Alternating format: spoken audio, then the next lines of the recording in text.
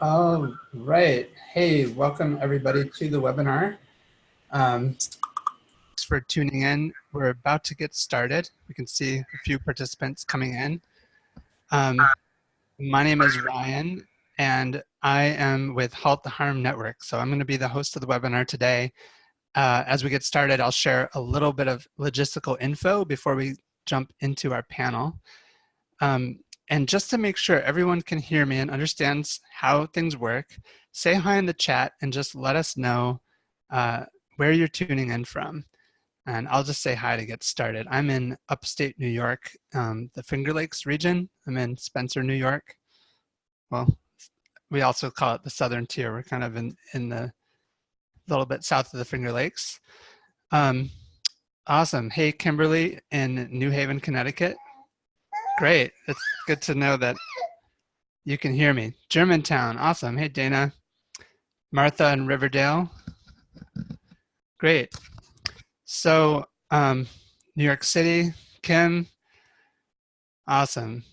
All right, Kim, how's it going? Oh. Really well. Great. It's so good to have you back. We did a webinar together a few months ago.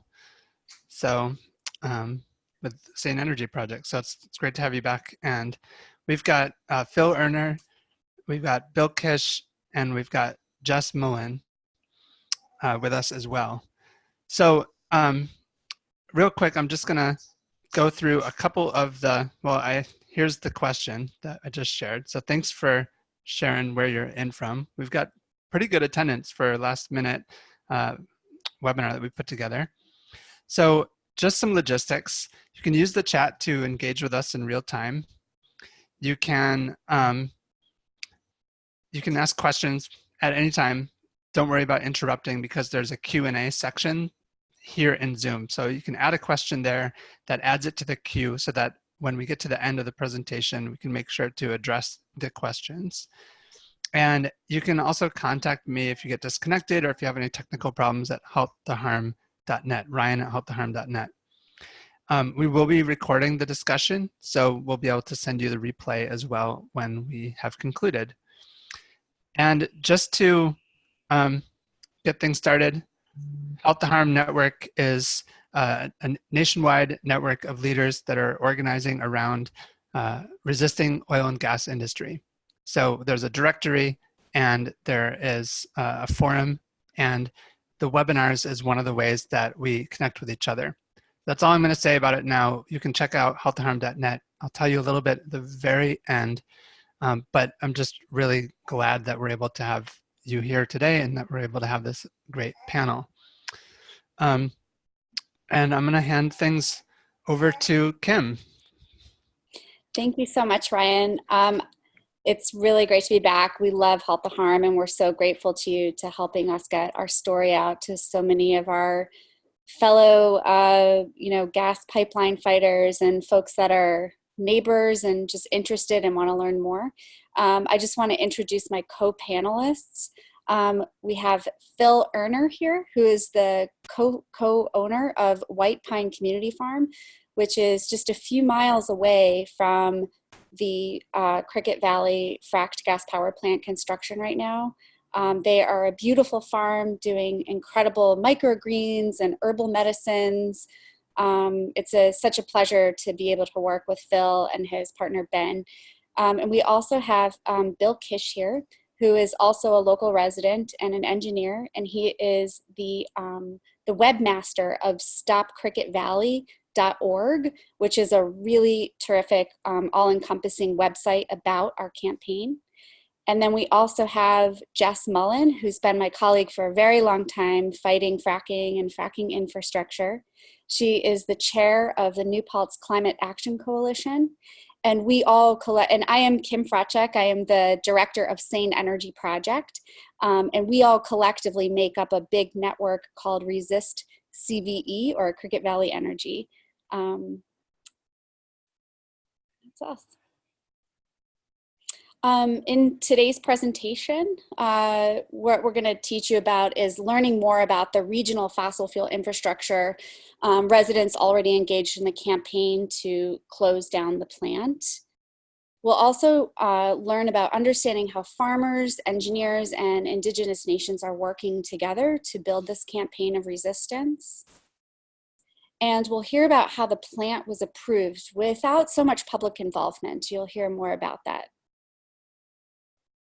And we're also going to learn about how the local and the regional residents of a larger area have plans to stop the plant at the Breakdown Shakedown Rally on November 16th. So we already went through introductions. We're going to go through the history and landscape, the water systems, the flora and fauna with Phil Erner. And then we're going to go through the who, what, where, when, and what the Cricket Valley plant actually is, so you have an all-encompassing understanding of what it is that we're facing with Bill. And then we're going to get a more big picture of our entire region and how the Cricket Valley power plant fits into the fracking industry agenda. And finally, we're going to get information on how you can join us and support our big rally and action on November 16th. Called the Breakdown Shakedown.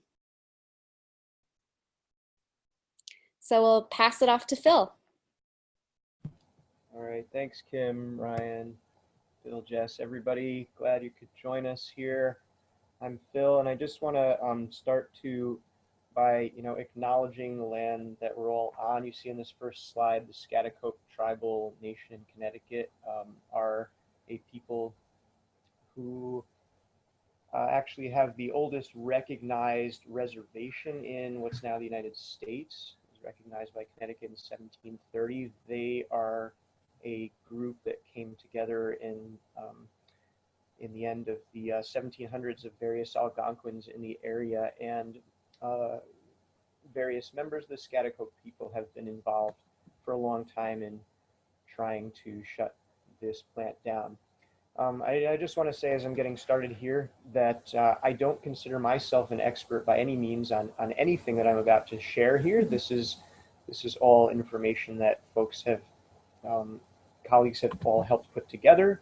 So with that in mind, here we go. A little bit more about the history of the area. The English and Dutch colonies of New England and New York had been in the area after when colonization was taking place, and the town in which this plant is being built, Dover, has for a very, very long time, besides the Schaghticoke and other indigenous people, had Dutch settlers, Quakers, free African Americans, and the English all living side by side in the area. The Harlem Railroad came to town in 1850. Before that, it was actually a very one of the major industries was driving cattle down this corridor. And just a little about the geography. This is the Harlem Valley we're talking about, which is a narrow valley that stretches north-south, east of the Hudson Valley and west of the Litchfield Hills and some of the the Berkshires and other places in western New England folks might have heard of. It's sort of tucked away and yet very close to the biggest metropolis in the United States, New York City. Marble used to be an important industry in the area, and then dairy. In 1875, there were 50 dairy farms in the immediate area, and also painting was an important artistic activity starting about a century ago, and there is actually really near our farm the Weebatuck Craft Village, which retains some of the craftspeople and artisans in 250-year-old buildings. Our area is very rural. It's got the largest roadless area in our county. It's also socioeconomically quite diverse. It's actually the lowest income town rural town in our county. but there are also many wealthy weekenders. So now on this slide, So we can go to the next slide or this one? no, let's stay on this slide here. We have some images. The stone church is an important sacred site for the Schaghticoke people, and it's located just a few miles from the construction site of the power plant.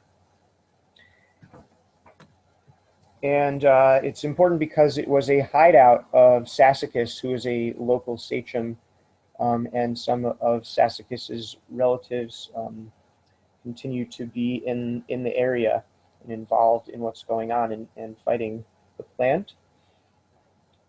Fishing is very big in the 10 Mile River, which is in between the Swamp River and the Housatonic. The power plant is located, it's being built along the Swamp River, which I'll talk about more in a moment. The 10 Mile is a renowned fly fishing spot, and then that flows into the Housatonic, which is the overall watershed for the area. So again, it's east of the Hudson Valley. The Housatonic flowing into the Long Island Sound. The Housatonic is also known, it's been a site for it's been beleaguered for a very long time with much industrial waste, but it's also quite a natural sight to see. The Appalachian Trail goes right through there, and you have some Class 5 rapids where the 10 Mile hits that river, which ultimately ends in the Long Island Sound. And then let's talk about the Dover oak here for a moment, which is not the only big tree in the area. There actually is a stand of 6 or 7 trees quite like it just a few miles away. So you have some areas that have not been clear cut and not totally destroyed in that way that we would really love to protect. Next slide. Let's go to the next slide, please. The power plant is planning to use the Great Swamp and the Swamp River for some of its cooling, and here are just some of the animals who live in the Great Swamp. You see various kinds of turtles and migratory resident songbirds. There are many bald eagles in the area, various kind of interesting snakes. There's actually quite a concentration of rattlesnakes up in the mountains just to the east. Black bear have come through our farm. I didn't know that about moose, but this is from the Department of Environmental Conservation, so let's take their word for it. And of course the deer, which provide food for many local residents, and turkey as well, coming up this time of year.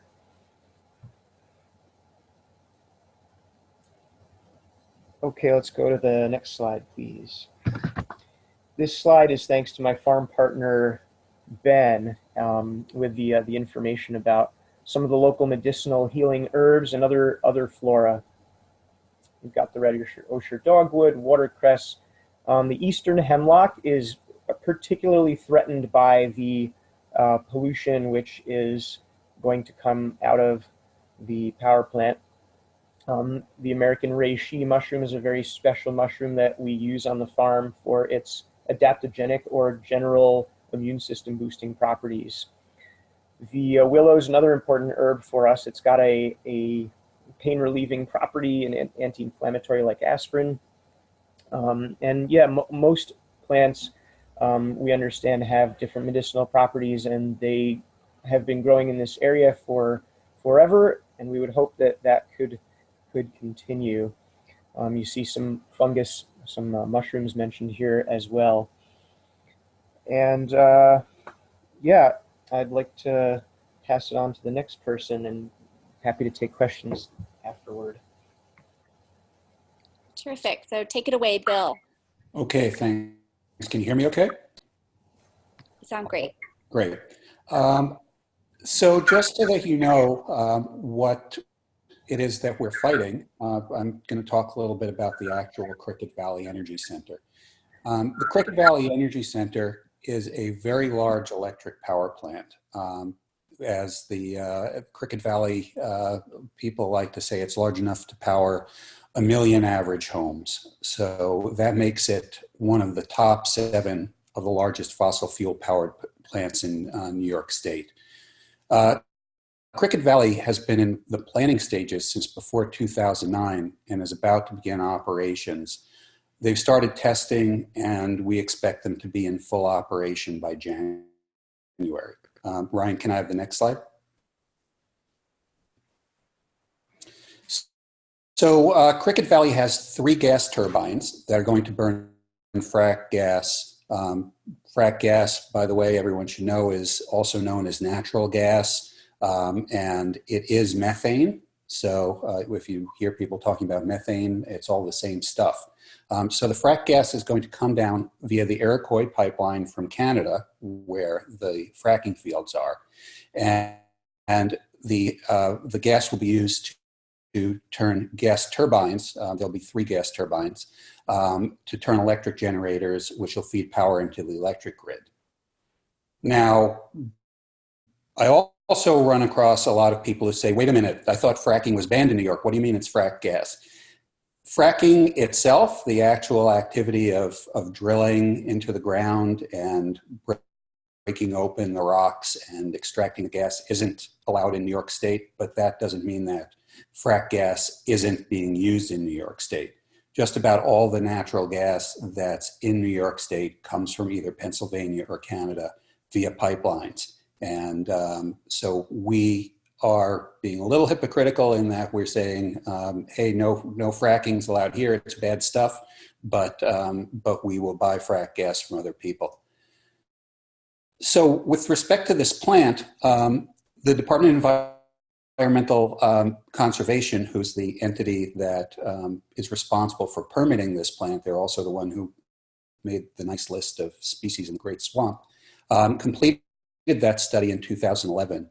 And in 2011, people were considering gas to be a safe bridge fuel that we could use until renewables became cost effective. It sounded great. You know, we're going to get rid of coal-powered plants. We were going to get rid of nuke plants. We were going to get rid of oil-fired plants. We were going to get these nice, clean gas plants. But we didn't count on a couple of things. One thing was that the cost of renewables have gone down tremendously. So now they are cost-effective. And we've realized how bad the climate emergency actually is. So in the last 9 years, things have really changed. This may have seemed to some people to be a good idea back in 2011, but now we realize it's a pretty bad idea. So just so you get an idea of who it is who built this plant, it's run by a consortium of companies being led by an outfit called Advanced Power that's based in Switzerland, and they pulled together a number of investors that are almost entirely based outside of the U.S. We've got Korean banks, we've got Chinese banks and Japanese banks. We've even got TEPCO, who are the people who built the Fukushima Daiichi plant that melted down in Japan. We've got of the 2 US-based companies, we've got GE, of course, because GE built the turbines. And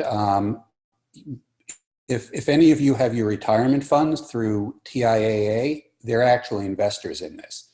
So don't hesitate to call up TIAA and tell them that you think that's a bad idea. Next slide, please. All right, so this plant's going to generate lots of electricity. It's going to generate 1,100 megawatts of power, and what's going to happen with it? Well, the power is going to be shipped downstate to New York City and the environs to provide them with electric power. And as you can see, a pattern is developing here. This plant will benefit people located very far away from the plant and the harm that it causes. And that's, you know, usual problem with environmental injustices is that rarely do the environmental harms impact the people who are going to be receiving some benefit. So one of the claims that you'll hear from people who support Cricket Valley is that it's needed to replace the power that's produced by Indian Point because the Indian Point nuclear plant's being closed. But one thing that isn't often said is that there is a lot of clean hydroelectric and wind power available actually as surplus in the northern end of the state. And we just can't get it down here because the electric grid is too outdated. There's a plan in place to put to upgrade the electrical grid so that we can bring down that clean power. But of course, the Cricket Valley guys are fighting that effort. That was not a big surprise. Okay, next slide, please. So I probably don't need to say too much about this. You know, the Cricket Valley plant is going to emit millions of tons of carbon dioxide, but carbon dioxide isn't the biggest danger. The methane that Cricket Valley runs on is also a major greenhouse gas. And not all of it gets burned. Some of it winds up going out the smokestack, and a lot of it gets leaked through the pipelines that supply Cricket Valley. As a matter of fact, if you or walk anywhere near the plant, you can actually smell the gas. So the combination of all of these greenhouse gases is not going to help the planet, and we know what the consequences are going to be if we don't get our act together and stop pumping CO2 and other greenhouse gases into the atmosphere. It's pretty scary. So the next slide, I'm going to talk a little bit about the either great or not so great political situation in New York. So hopefully you've heard about the Climate Leadership and Community Protection Act, which New York City passed in July. This is really a Green New Deal for New York State. It contains an amazing set of goals and targets for addressing climate change and environmental justice. But when I read the CLCPA and I look at what's being done in the state, I get this cognitive dissonance. Because on the one hand, Governor Cuomo's promising to make New York's electric power 100% carbon-free by 2040. At the same time, his administration is allowing this gigantic greenhouse gas machine, which we call Cricket Valley, to open in 2020. So I guess Cuomo isn't planning to run for office in 2040, or he hopes we'll all have forgotten his promises by then. Next slide, please. So besides the greenhouse gas emissions, which are scary enough, the other pollutants that are coming out of the plants are extremely dangerous for the local residents. The two that I'm most concerned about, I think most people are most concerned about, are ozone, which is a chemical that's really combined, that consists of 3 oxygen atoms. You'd think that oxygen was safe, and you think that ozone is a great thing because we were worrying about a hole in the ozone layer, but down at ground level, ozone is not so good. It causes a ton of different breathing and respiratory problems, as well as problems like COPD and other heart problems. The very fine particles, some of which are emitted as a result of burning the gas, and some of them are formed when the compounds that come out of the smokestacks combine with other elements, lodge in people's lungs, and they're so fine that the mechanisms that your lungs have for getting contaminants out, being able to cough up the contaminants, don't work. So it's sort of like black lung disease. People who are living near the plant will be inhaling these very fine particles, and they'll be building up in their lungs. The combination of these two things is really terrible for the residents of the area. And there are schools within 2 or 3 miles of this area where kids are going to be forced to breathe this stuff. And of course, Cricket Valley has given the schools some money to keep them quiet. They're getting $20,000 a year, but I don't think that's going to be enough to buy the asthma inhalers that the poor kids are going to need. So can I have the last slide for me, please? So I know that we talked about the Great Swamp, but I just felt like I had to say this.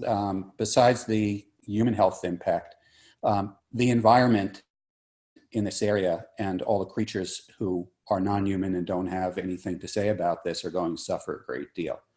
One of the many, many chemicals that CVE is going to dump into the air is sulfuric acid, and the Great Swamp is literally 10 feet away from the power plant.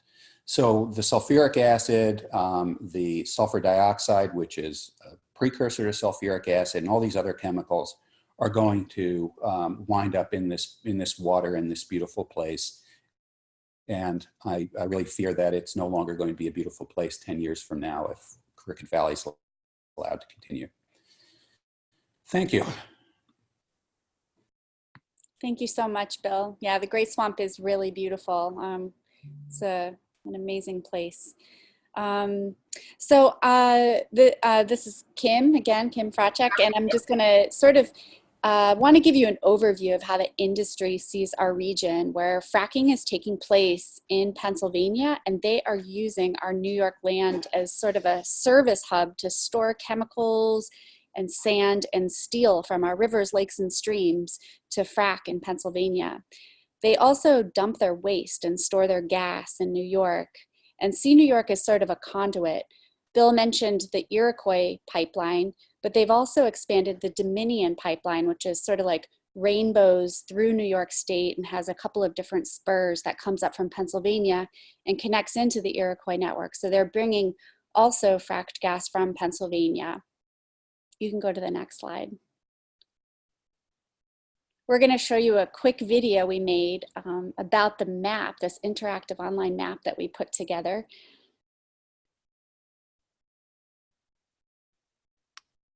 All right. Can you see my screen still, Yeah, Kim, with the it's video great. now? Yeah, it looks really good. Awesome. So I'm going to This is a start fun this video. up.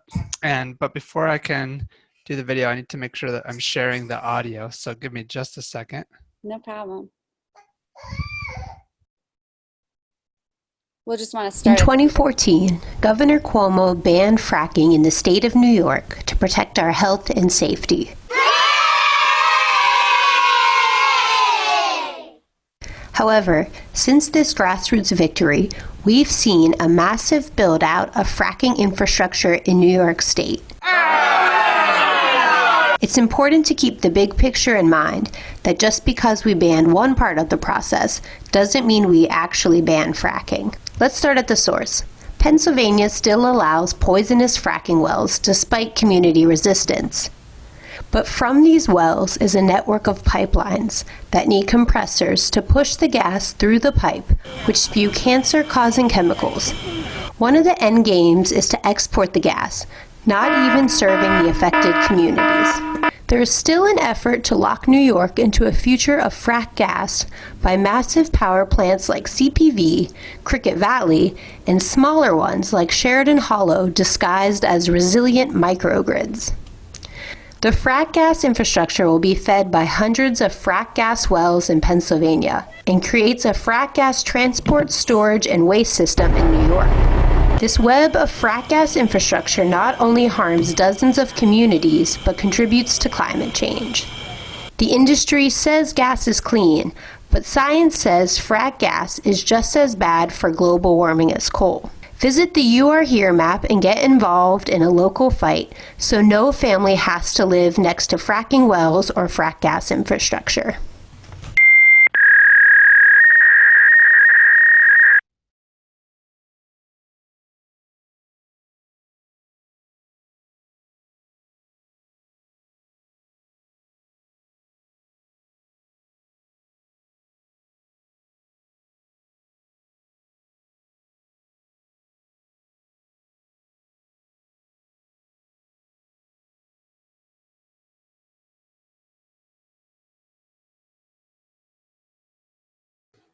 All right, I'm just pulling up the slideshow again, Kim. Thank you.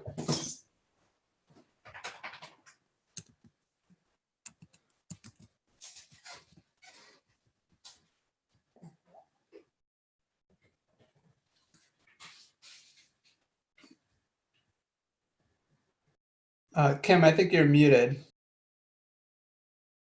I was just I was just saying, well, I was muted, yes. Just tell you a little bit about the film as we pull the presentation back up. My partner, Lee Zishi, at Sane Energy Project, she is a documentary filmmaker and has worked on the Gasland films and her own film called Thunderdome USA about the 2016 election. And we tend to make a lot of like tiny little films that explain complicated processes. So that was one that we made on a small table in our office. It was a lot of fun. So we can go to the next slide. All right. So as Bill mentioned earlier, Governor Cuomo signed into legislation a climate law. Right now, Cricket Valley is on very shaky financial legs, and there is a competing transmission line that could bring upstate renewables that have nowhere to go right now to a downstate market using existing transmission lines. This gives us leverage to tell Governor Cuomo that he has a choice to halt the Cricket Valley Energy Center, which goes against the climate law that he just passed into legislation, and work together with the New York independent systems operators to create a renewable transmission flow throughout our state. You can go to the next slide. But how could this be possible? I mean, Cricket Valley is nearly finished construction, and they're planning on going online just next year, which is not very far away. However, we look at the history with his father, Governor Mario Cuomo, who also faced a similar predicament 40 years ago after facing giant public opposition to the Shoreham nuclear power plant that never even opened, and that public opposition was after the 1979 Three Mile Island accident and the 1986 Chernobyl disaster. There were huge protests, and 24 local communities groups opposed the plant. And because of this public opposition, the Suffolk County ended up flagging this and determined that the area could actually not be safely evacuated because the people made such a big stink about this. This is the kind of people power that we can build and make things happen to protect our health and safety and democracy. We also know that Governor Cuomo really cares about his legacy and that and what the legacy is that he's going to be leaving behind. We know that he loves to follow in his father's footsteps, and we know he loves to be seen as Mario Cuomo's son, who was a beloved governor. You can go to the next slide. I also want to remind you that our public opposition, direct actions, petition deliveries, letter writing, telephone calls, have won us major victories in the anti-fracking movement. We've had Northern Access Pipeline denied, Seneca Lake gas storage permits were denied.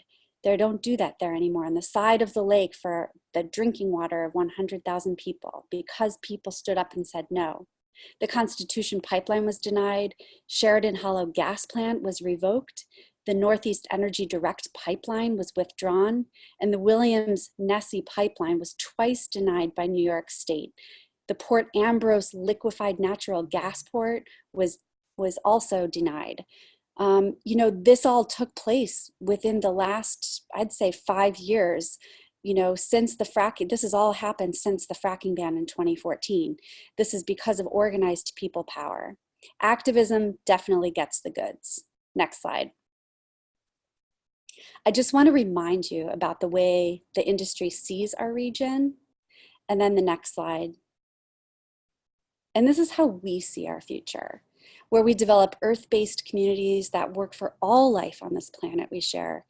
So I want to just ask you to look at this map and think about, what do you see in our future map for New York State or our entire region? Maybe there are no state boundaries and we respect Indigenous communities. That's it. I'll pass it over to Jess now to tell you about what we're going to do. Hi, everyone. Can you hear me? You sound great, Jess. Okay, great. So I'm Jess Mullen. I live in the Hudson Valley, fairly close to the plant, and I'm gonna start. Just let me know if I'm not loud enough. So CVE was first proposed in 2009, and it was met with resistance by local residents who collectively wore "No Plant Please" t-shirts at Dover Town Board meetings and public information sessions in the area.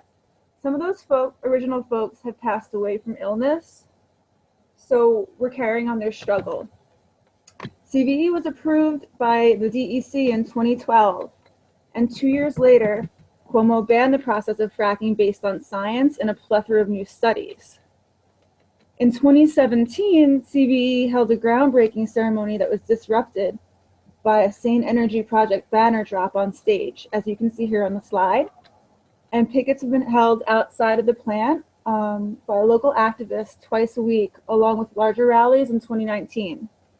The rallies have included speakers such as actor James Cromwell, the Scotticoke chief Sachem Hawkstorn, an Earth to Cuomo rally in Poughkeepsie targeting Cuomo. And then there was also a rally, concert, and barbecue featuring musicians Pat LaManna, local musicians, and Reverend Billy and the Stop Shopping Choir. They're a group of activists from New York City.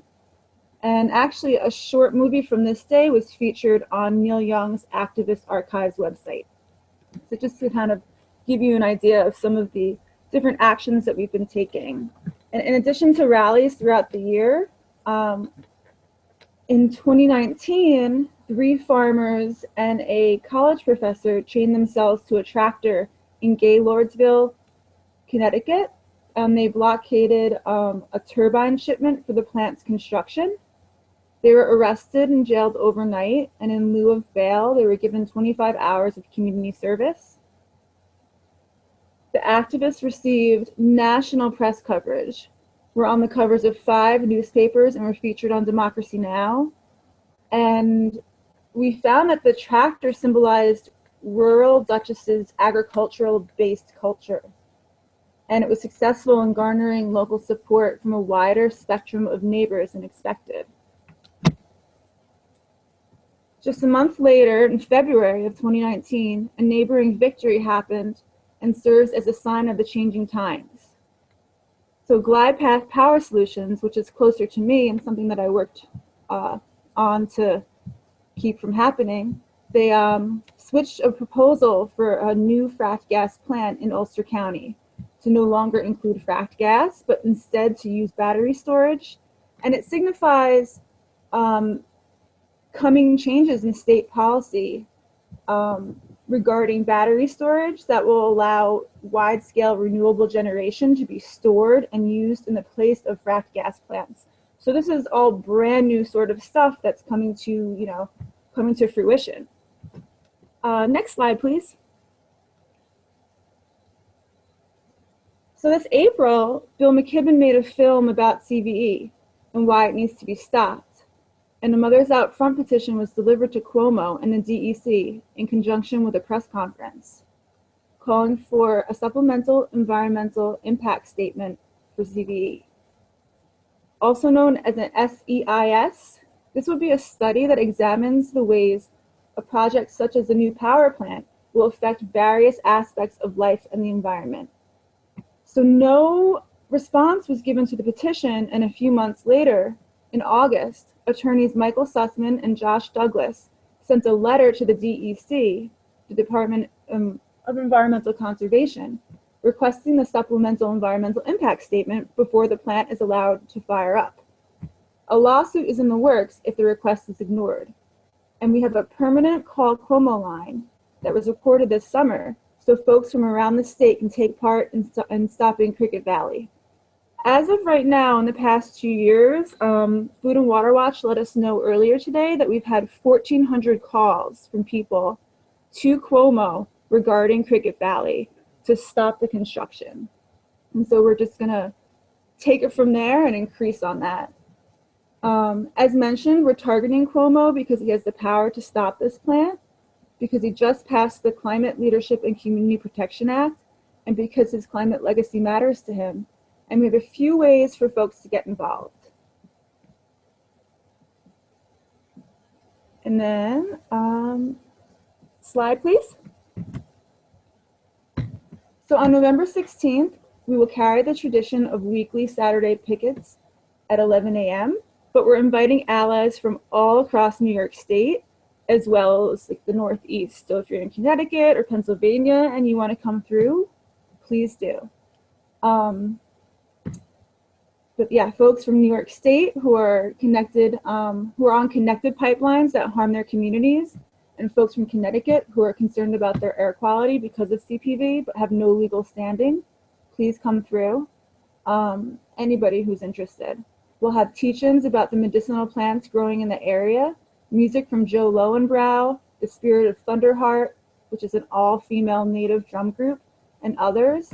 And we'll be supporting residents who may participate in a creative and peaceful escalation. If you'd like to learn more, we encourage you to sign the Pledge to Resist at bit.ly. Actually, you can do the next slide. There we go. Thank you. bit.ly/resist CVE. Once again, that's bit.ly/resist CVE. And if you can't join us on the 16th but would like to donate to the event, we have a wish list for items and acceptable tax deductible donations. So I think you can see on the slide here some of our different things that we can use and stuff like that. And then, is that the last slide? I think there's one more slide. Cool. And then if you'd like to get involved with our ongoing efforts, there's a few ways to do so. You can help CVE garner more press, which we definitely would love, by writing a letter to the editor wherever you are, or reaching out to journalists you know. And a strong talking point that was mentioned earlier, I would reiterate, and that would be to mention the recently passed Climate Leadership and Climate Leadership and Community Protection Act, and how Cuomo must stop CVE construction and operation if he truly wants to be a climate leader. Another way to help us is to call Cuomo yourself on our permanent line dedicated to stopping CVE. You can tell him to halt construction and issue a new environmental impact study.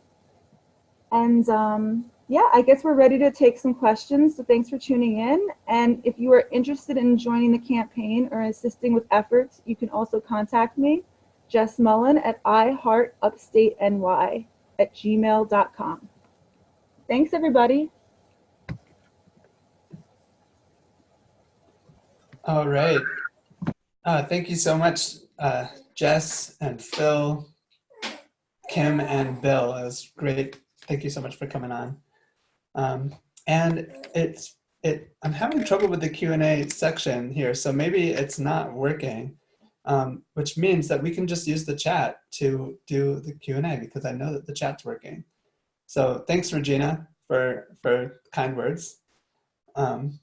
So if there are any questions about for any of the presenters today, please just use the chat and pop it in, and I'll see if I can get the Q&A to work for me on my screen. And in the meantime, just until that comes through, I'm going to share a little bit about Halt the Harm Network and how it can be an asset to help this campaign.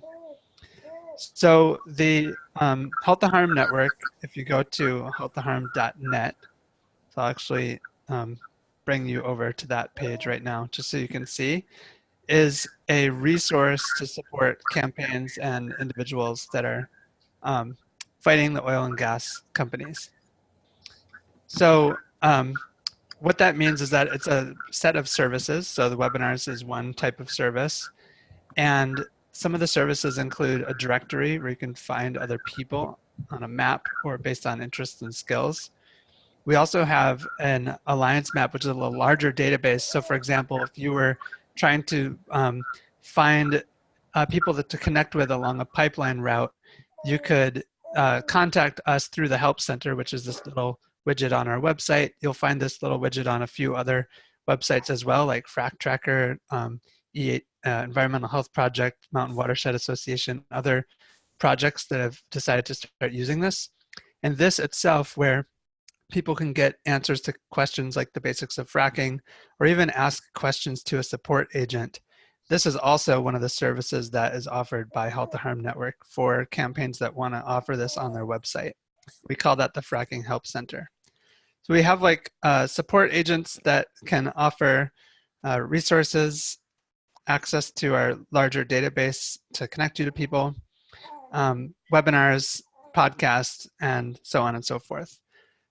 So that's it. I'm not going to go on and on and on. I've got my Q&A thing working here, so I'll be able to jump into that now. But you can also find all the past webinars that we have here on our website. And there's a good archive of presentations, including the one that Kim was on last time. So we've got a question from Ken. Is the power really needed if IP closes? I thought a lot of the replacement power was going to be met by efficiency improvements. Does anyone want to take that on? Yeah, I can take that. Thanks for that question, Ken. And also, like, just a plug for Halt the Harm. You guys have been really, really awesome and supportive of the campaigns for so many places, including the Mariner 2 East, which is running just a quarter mile away from my mom's house in Pennsylvania. But yeah, to answer your question, Ken, the power actually is not needed. I mean, we're working together right now in a large coalition called Renewable Heat Now, which is a statewide coalition that is a lot of members from the Energy Democracy Alliance to sort of target the Public Service Commission, because they're the ones that are supposed to be sort of mandating the renewables and the energy efficiency standards. And they keep kicking the can down the road on this. So we've been showing up at their monthly meetings. The next one's coming up on November 14th in Albany. And we stand in the back with signs, and we are holding a press conference afterwards. And a lot of media show up to hear what we, the resistors, have to say. And we're really pushing for renewable energy. Additionally, our allies at Alliance for a Green Economy are running a campaign called Beyond Indian Point. And I really encourage people to check that out, because they have a lot of information about, misinformation that's being spread, that everybody's panicking because Indian Point's closing. And in fact, we really are able to manage it if we actually do take our renewable and energy efficiency standards seriously. May I add something? This is Phil. Yeah, absolutely. Cricket Valley was approved before Indian Point was scheduled to be shut down. So the claim that those two are linked, that is reversed history and disingenuous at best, from my point of view. Yeah, good point. So are you saying, Phil, that it's kind of like a talking point to position fracked gas as an alternative that sort of saves us from the need for nuclear power? I think it was convenient for the plant's boosters to be able to say, oh, look, we're losing X number of megawatts of power generation. Oh, yeah. Closing. Yeah, they make it sound like common sense. Yeah. Great. So there's a, so I just want to, going back to some of the questions here. Are you reaching out, this is from Joe, are you reaching out to the school kids in the area to join the rally on the 16th? Phil, do you want to answer that, since you're in the local area, maybe talk about some of the efforts Charlie's done? Yeah, and Jess, did you want to as well? Yeah. Yeah, I guess I'll start real quickly. Across the river in Ulster County, we'll be having school kids there and their parents and stuff like that for the rally and everything. Just a reminder, Joe, that the local schools have been also given, what they call, grants or donations.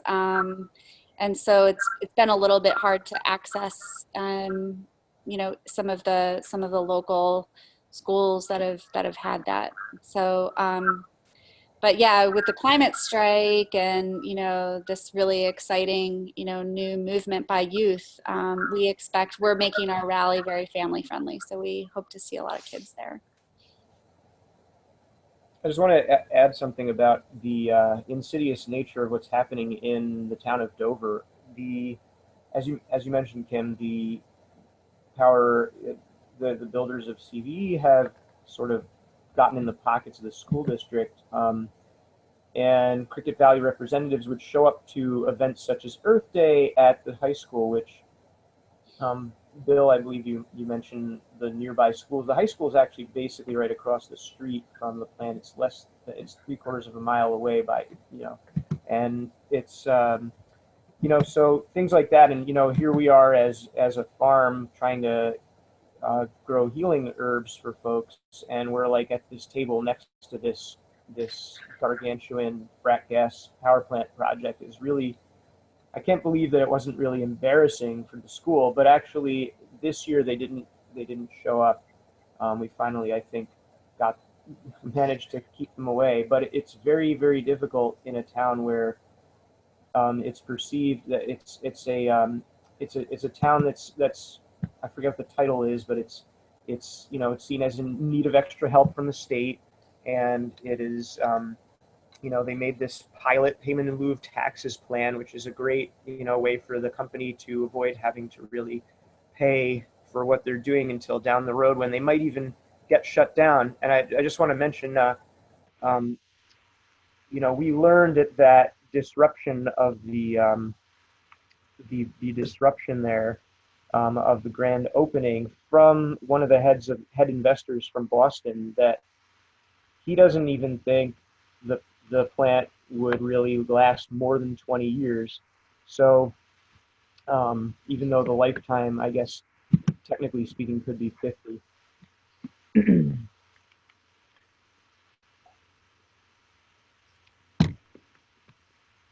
got a question from Ken. Have you thought about a halfway solution to push for legislation forcing all gas plants to shut down by 2030 or 2035? This plant would probably need to run for 30 years to be profitable, and this may kill its business plan.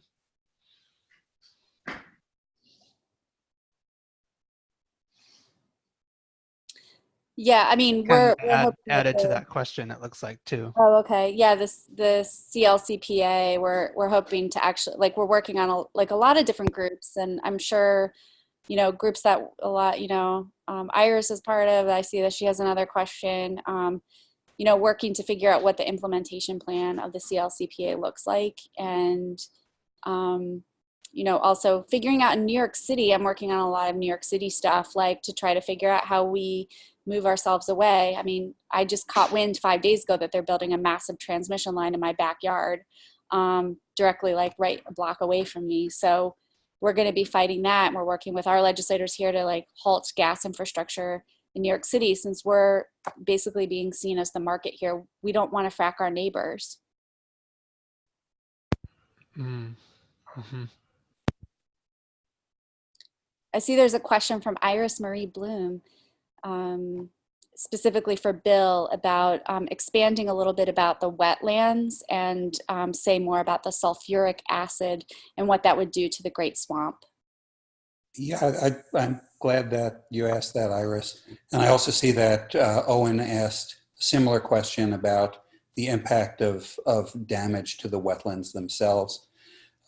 So first of all, wetlands are extremely important habitats. They act to filter and clean the water as it makes its way through the soil to the aquifers. They are home to a very diverse number of species, including a lot of birds that require that kind of habitat. Red-winged blackbirds, for example, will only thrive if they have a wetland environment. And so the ecosystem combines the water, the plants, the insects, and the animals all together into a very, very lush and thriving environment. Now, the question is what's going to happen when this plant fires up and starts putting out specifically sulfur dioxide and sulfuric acid. Remember many years ago when the trees in the Adirondacks started to die, and it was determined that the cause was what was called acid rain coming from the Midwest. And New York State actually wound up suing states in the Midwest that were producing sulfuric acid that was drifting into the wind and winding up in the rain in New York State and killing those trees.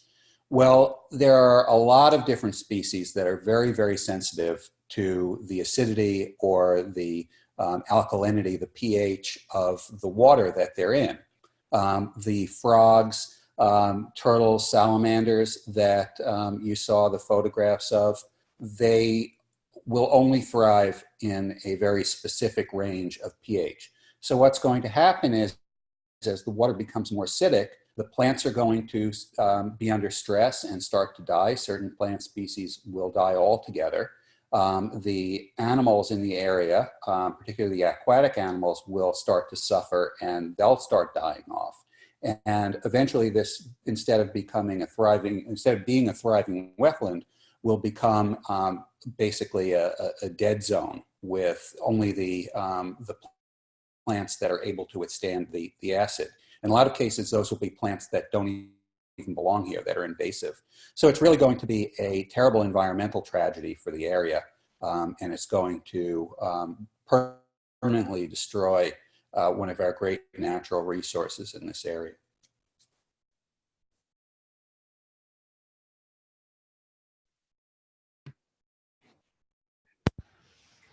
Thanks, Bill. I'm seeing if there's any other questions here. Kim, do you see anything? I think got the Q&A up.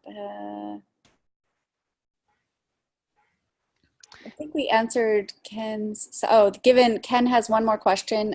Given that wall gas plants can now be economically be replaced by solar and storage, this plant will soon be charging much more than if it was based on solar. Can you use this to leverage people to oppose it by showing them they will soon be paying more for that needed power? Yes, I mean, we should really all be talking about fracked gas being stranded assets, right?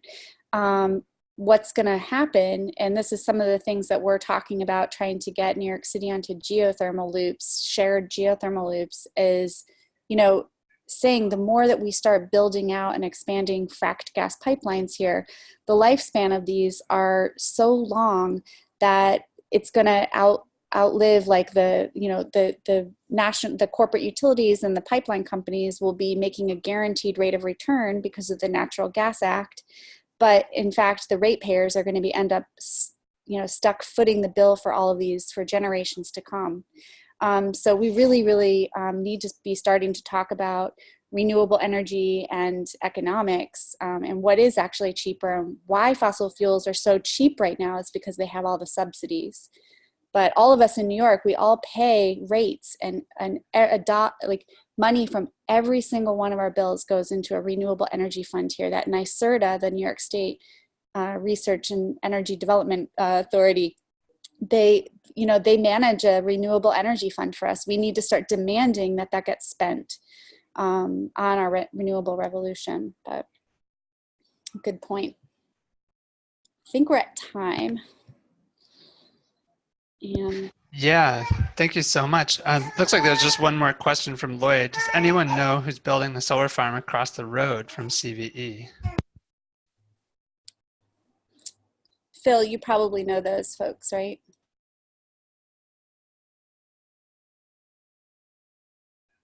My farm partner is Phil. My farm partner Ben actually does have information about that. I'd be happy to share that in the not too distant future. I can't remember offhand, but when I talked to a representative there a couple of years ago, as they were just getting started, they I believe the company's owned somewhere not so near Dover, but I do know that they were planning to, with their photovoltaic panels, generate electricity exclusively for the local area, for local families. 600.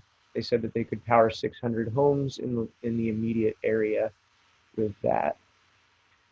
Oh, Ben just piped in Cypress Creek, renewable energy out of California. Thanks, Ben.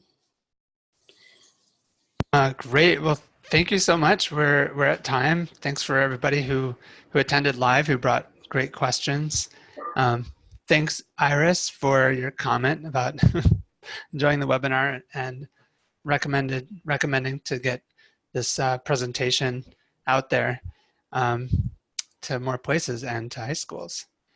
Thank you, Kim, Phil, Jess, and Bill. And just so everybody knows, I'll be sending out the replay email to you along with some of the links that, that the panelists shared this evening. So you'll be able to follow up with all the information and get involved with the upcoming action. Thanks so much, everyone. Thank you so much for hosting us, Ryan. Yeah, thank you, Ryan. Thanks everyone for joining. You bet. Bye. Have a great night, everybody. Thank you. Thanks, you too.